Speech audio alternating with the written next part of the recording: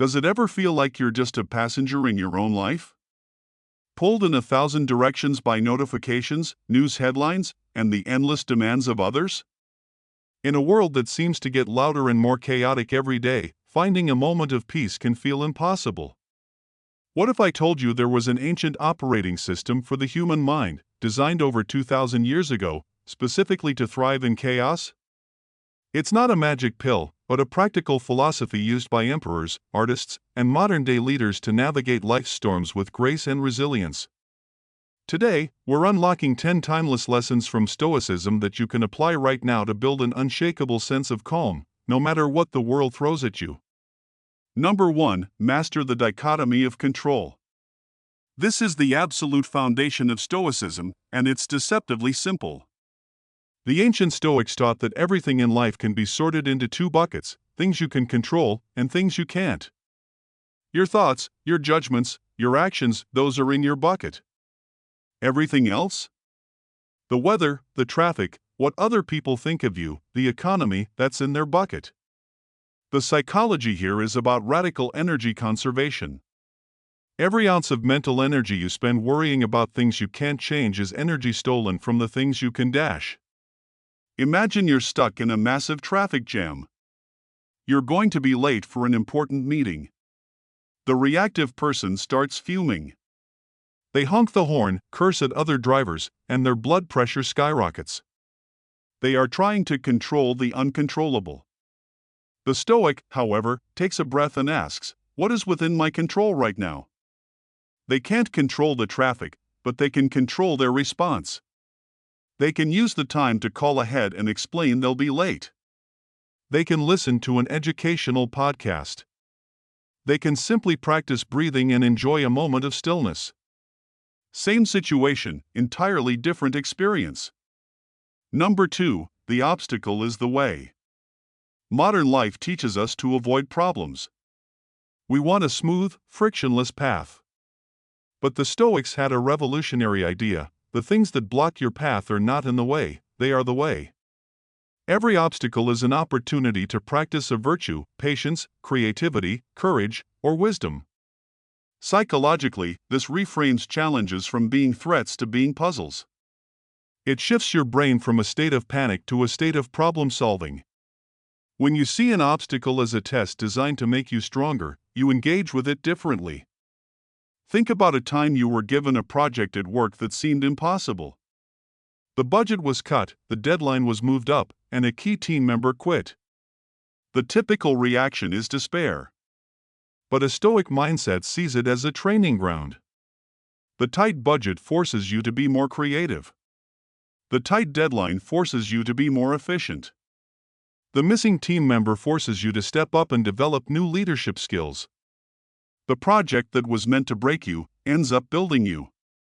Number 3. Practice negative visualization. This sounds pessimistic, but it's actually a powerful tool for gratitude and resilience.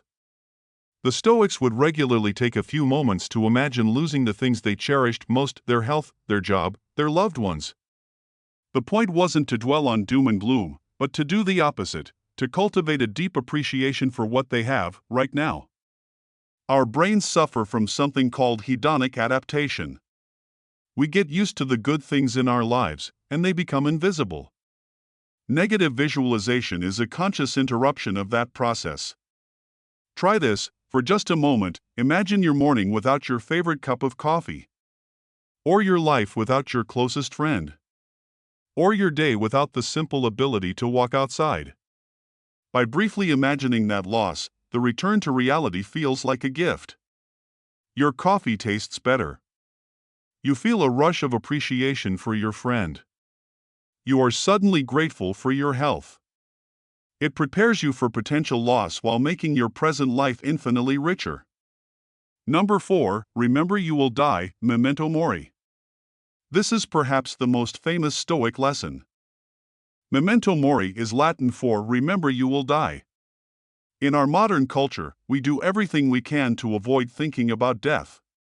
But the Stoics embraced this reality as the ultimate motivator. Knowing that your time is finite is the secret to living fully. This isn't about being morbid, it's about creating urgency and clarity. The awareness of death is a filter that helps you distinguish between what is trivial and what is truly important. Imagine you're putting off a dream, writing a book, starting a business, traveling the world. You tell yourself, I'll do it someday. Memento mori grabs you by the shoulders and asks, what if you don't have someday? Suddenly, the fear of what other people might think, or the fear of failure, seems insignificant compared to the regret of never having tried at all.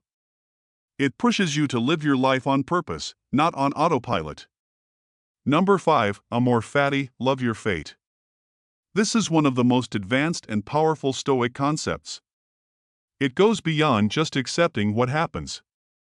It means loving it. It means believing that everything that happens, both the good and the bad, is a necessary and beneficial part of your journey. Psychologically, this is the ultimate act of releasing resistance. Resistance to reality is a primary source of human suffering. When you fight against what is you create tension, anger, and despair. Amor Fati is the practice of saying yes to life, exactly as it is. Think about a painful breakup. Your initial reaction is to wish it never happened. You replay it over and over, fighting reality.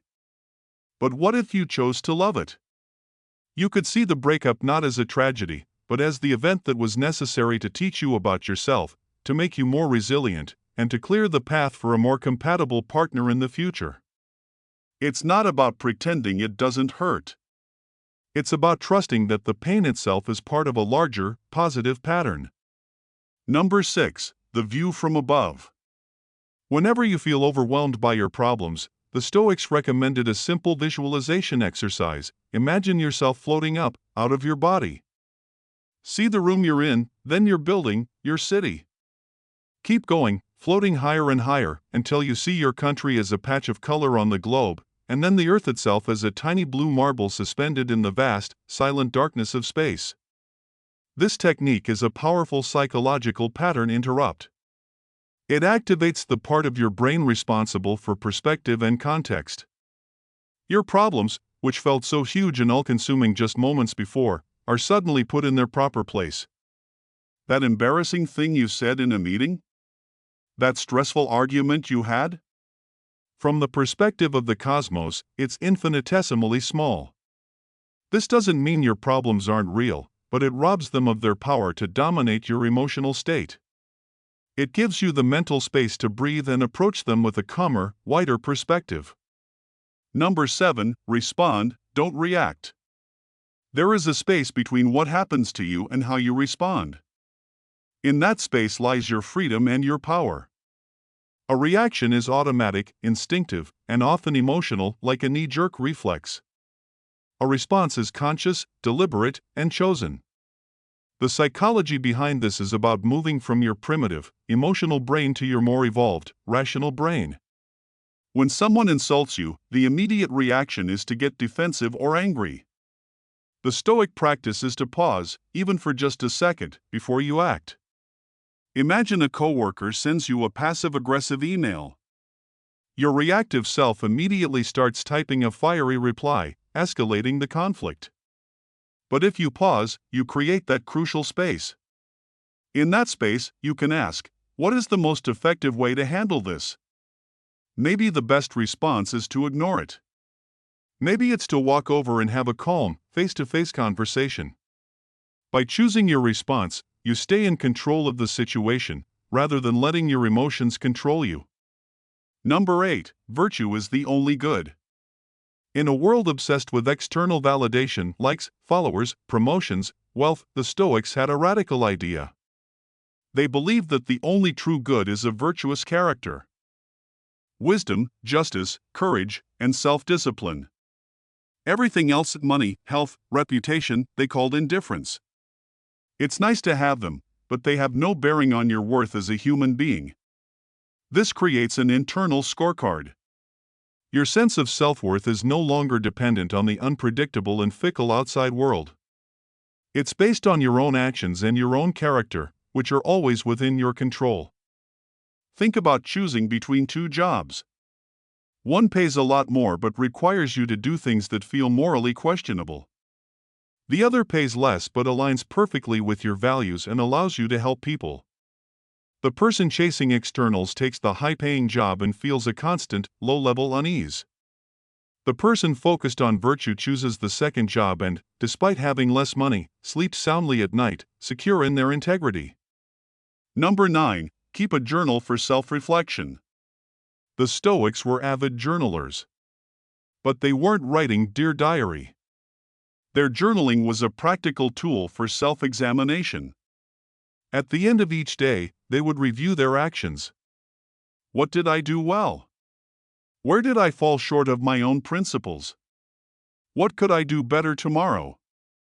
This is a form of cognitive behavioral therapy you can do on your own. By writing down your thoughts and analyzing your behavior, you make your unconscious patterns conscious. You can spot your triggers, question your irrational beliefs, and reinforce your commitment to your values.